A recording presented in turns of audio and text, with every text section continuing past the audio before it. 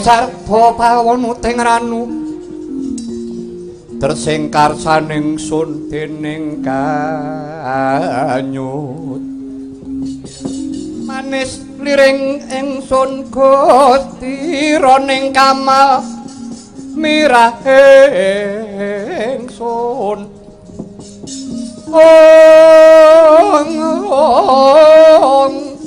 esmirada ing uni sidat agung ing narmada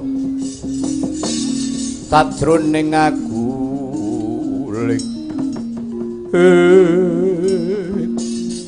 Permadi dawuh Kang Mas wong ora gelem ditilap wong jeneng aku iki lagi entuk dawuh saka Wang Pramesti Guru iki mau nganti jabar tanpa karana merga saka pokal gawemu duwe karep apa kowe Kang Mas monggo kula dherekaken kondur inggih dali menyang endi kula dherekaken monggo paduka Kakang Mas menika darbe kewajiban minangka dados pamonging Pandhawa ri paduka kula boten saged purmagang damel menapa-menapa tanpa pangayoman paduka Kang Mas Narayana Permadi wonten dawuh persajan wae ya Yayi jroning tiyasing pun Kakang serik lawan para Pandhawa coba to yen ana bot repoting Pandhawa Kresna dadi parang tutuan ning apa Pandhawa nandhang kacintrakan kok kresnane meneng bae ning kosok baline nek pun Kakang duweni sedya duweni karep para Pandhawa negake ora coba pun Kakang Tapanendra iki sing tak tapake sapa to janjane sing tak golekke sapa tak ya para Pandhawa mbok yo nyengkuyung mbok ngrewangi rak yo ora to ayo kowe nusul pun Kakang ra padune aku wis entuk gawe iki to lah wingi-wingine woh apa Kang Mas sampun boten wancinipun menawi dinten menika sami padudon tak perkawis darma dinten menika kula kautus kaliyan para pepundhen para kadang paduka kedah kundur aku ora bali paduka boten kersa wangsul parikedah kula rudha peksa dadi kowe ngajak peperangan karo aku menawi keparengipun ngaten kula namung nyemanggaken dawuh paduka Kang Mas Narayana bagus ya arep jajal karo pun Kakang ayo jogeto tak kendangi regane atiku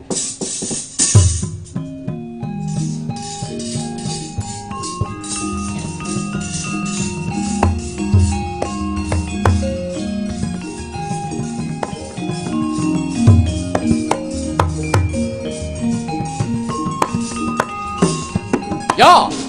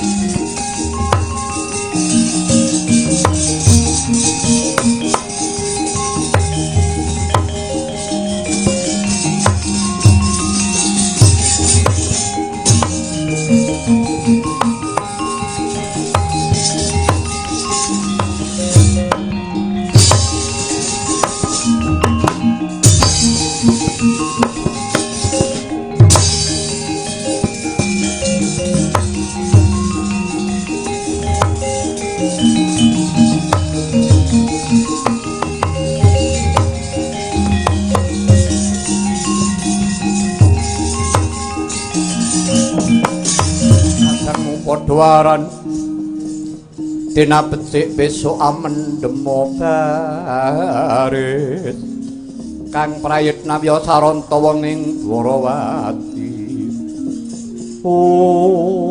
Kakang Yayar Juna paran pawartane yayi nggonira sumusul kamarakanto Kakang Prabu Dwarawati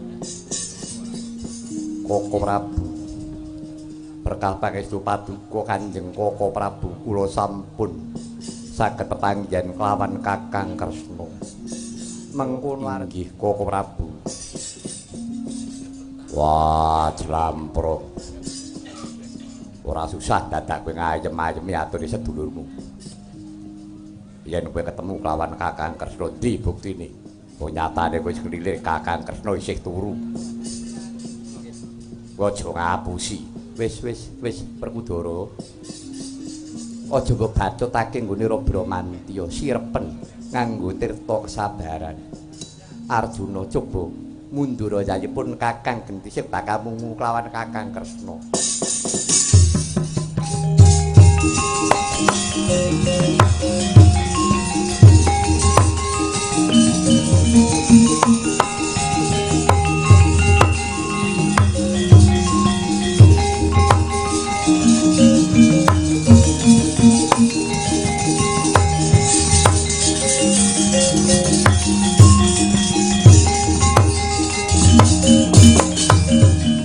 Koko Prabu Jimat sesembahan kula Koko Prabu pepunden kula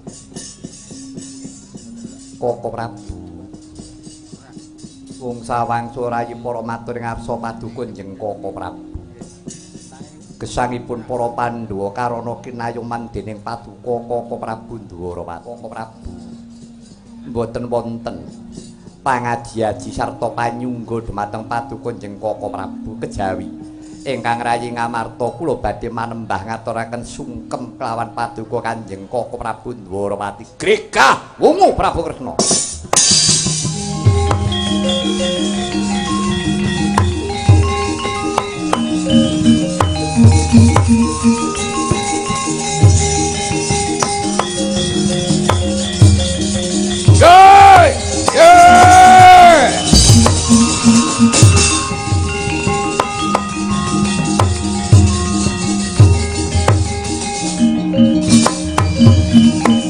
Yayi Prabu badhe menapa? Koko Prabu kula badhe ngaturaken sungkem. Ngaturaken sungkem kaliyan sinten? Kula ngaturaken sembah kelawan Kakang Prabu Sri Bathara Kresna. Menapa padatan menika Puntadewa menika nyembah kaliyan Kresna? Menapa pakemipun ngaten? Koko Prabu ingkang kula sembah sanes kresnanipun. Ingkang kula sembah menika Sang Hyang Bathara Wisnu juru andung kabagyaning para titah. Nyuwun pangapunten Yayi, Bathara Wisnu boten saged lan boten kuwawi nampi sembahipun Bathara Darma. Dawah sami-sami ngaten kemawon. Sampun ngewahi-wahi adat. Ingkang mriksani menika sampun apal. Yen Puntadewa ki ora tau nyembah kaliyan Kresna.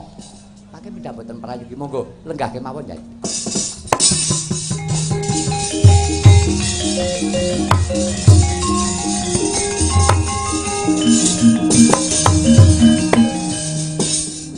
Yayi Samyaji wonten dawuh Koko Prabu. Dara Kresna kakangku apa? Ya. Ngaten Yayi.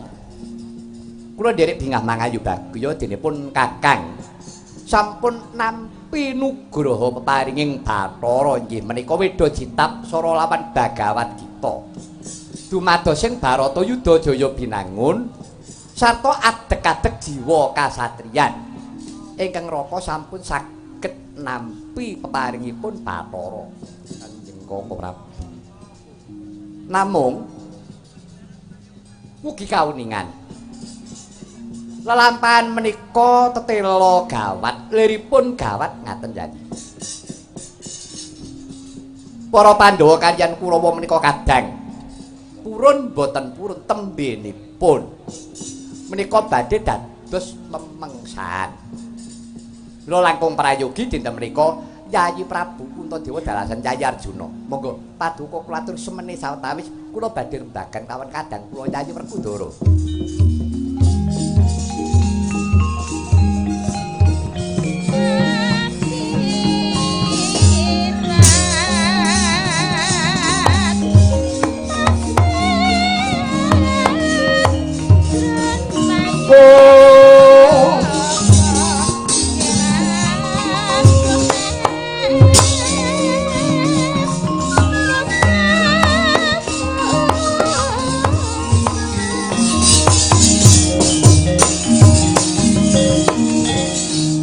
Doro Kakang Wopo persajan bae Yayi ibarate wong gegawa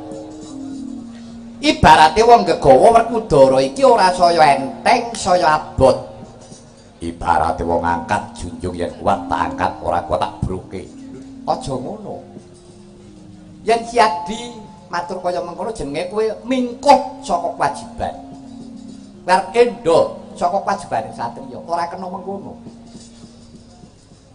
Mula iki mengko bakal ning lelakon sing elok-eloki. Werkudara kowe kudu kuat. Lan kebak ing pengati-ati. Bu.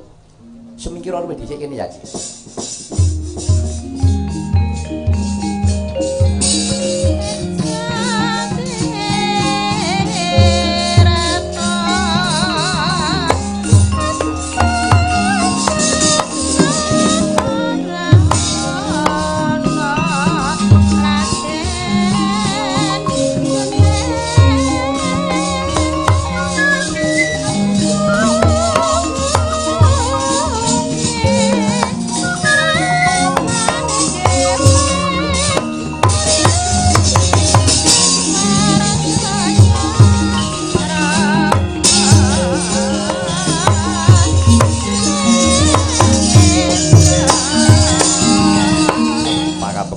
Katur Kanjeng Koko Prabu.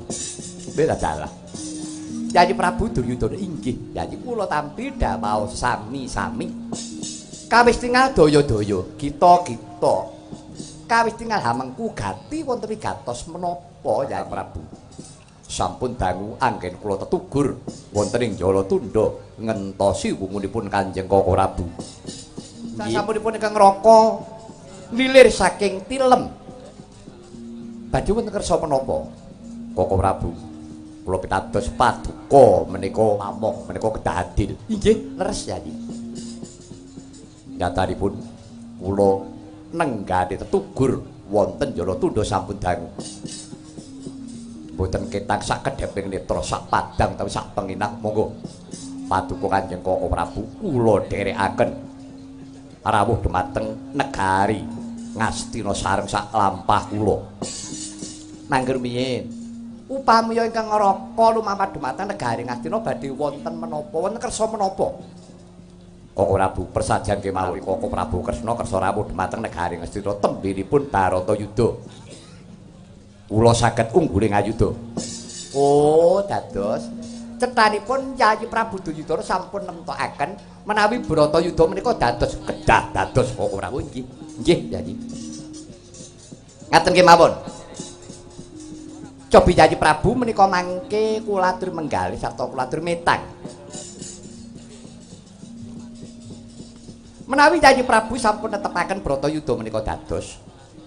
Kula ngertos penggalihipun Yayi Prabu. Kula kapurih mbiyantu kanjeng Yayi Prabu Duryudana. Nggih ngaten napa mboten? Inggih. Persajan kemawon leres pangandikanipun Kanjeng Koko Prabu. Yayi kula atur milih. Sadangunipun ingkang ngraka Dwarawati Tapa Nindra kula sampun nampi keparinging Bathara. Liripun menapa ingkang dados panyuwunipun titah badhe kaiden lumantar pun Kakang Dwarawati. Yayi Prabu monggo kula atur milih. Benjang Baratayuda Jaya binangun. Yayi Prabu dipun biyantu kayan Ratu Setunggal kula. Kaliyan dipun biyantu Ratu Sewu. Sak gegamanipun sak para wadya balanipun. Monggo klatur milih. Ratu setunggal Koko Prabu Dwarawati kaliyan dipun biyantu Ratu Sewu. Inggih, sak para wadya balanipun. Inggih Yayi, sak gamanipun mestinipun ngaten. Monggo, kula atur milih. Mager piye? Ratu siji Prabu Kresna karo Ratu Sewu.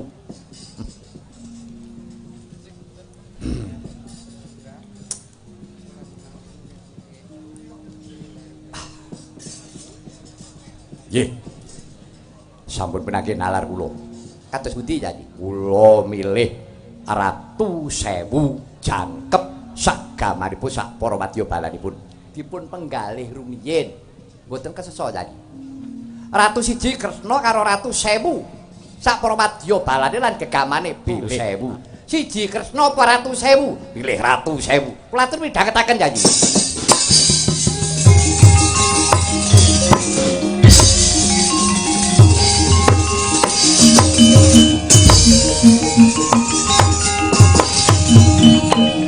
Ing akasa wonten swanten gumalu teri. Tetela menika angidini dhumateng panyuwunipun Yayi Prabu Duryudana ing tembenipun. Barata Yudha Jaya Binangun, Yayi Duryudana badhe dipun biyantu Ratu Sewu jangkep sak gegamanipun lan para wadya balanipun. Namung kula aturi netepi, Lati Pakarti nyawiji ora kena wola-wali. Matur nuwun.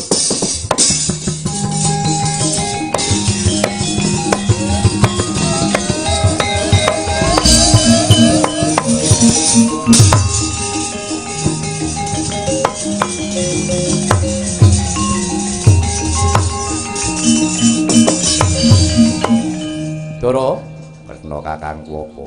Kena Prabu Duryudana ketok nek wong murka, wis pikiran dhewe.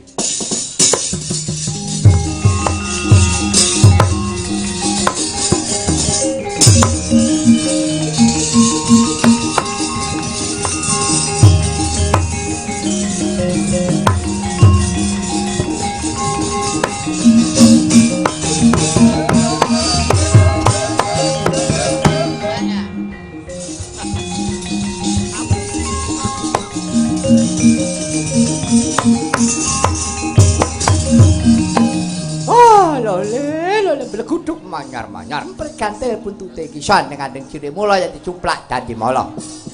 Ketingalipun kerenan penggalipun sinipun Prabu Duryudana. Keturutan karep kula Bapa. Nah, rak ngaten nggih, syukur-syukur. Kalau semanten paduka badhe mboyong ingkang Raka Dwarawati sampun saged kelampahan. Pangestunipun Bapa Durna sampun. Lah, Kang Raka Prabu Kresna pundi? Napane? Lho katanya badhe mboyong Kang Raka Prabu Kresna. Ya wong tuwa nek guneman mangrungokke dhisik dereng rampung niki mau. Lah kados pundi? Satu pepanggihan kalian Kakak Prabu Kresna. Kula kapulih milih Ratu siji Prabu Kresna karo Ratu Sewu. Jalaran tembenipun Baratayuda Jaya Binangun. Menika tetela Koko Prabu Dwarawati ra ingkang dados mustikanipun ingkang ngertos dumados ing Baratayuda. Inggih, leres. Mila kula kapulih milih Ratu siji ning Kresna kaliyan Ratu Sewu negara ganep sak gegamane sak para wadya balane. Sampun kelampahan. Anak Prabu milih ingkang pundi? Kula pilih Ratu Sewu. Aduh, nggih.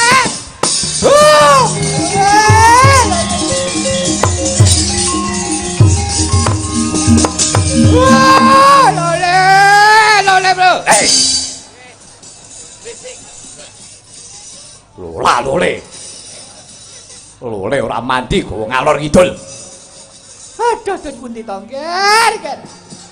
Oh, lagi lole ngenteni ngantek dilongop. Ngenteni ngantek cengklungen.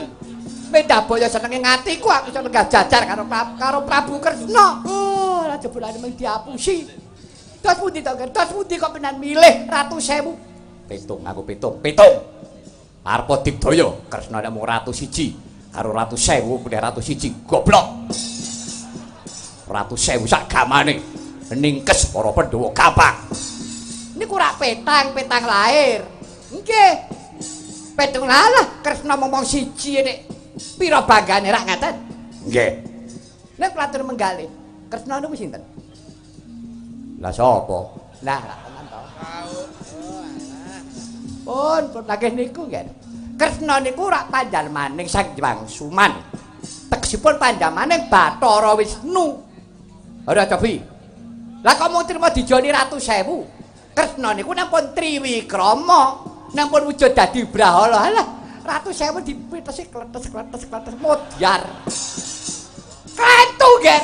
Dos pun waduh kepareng.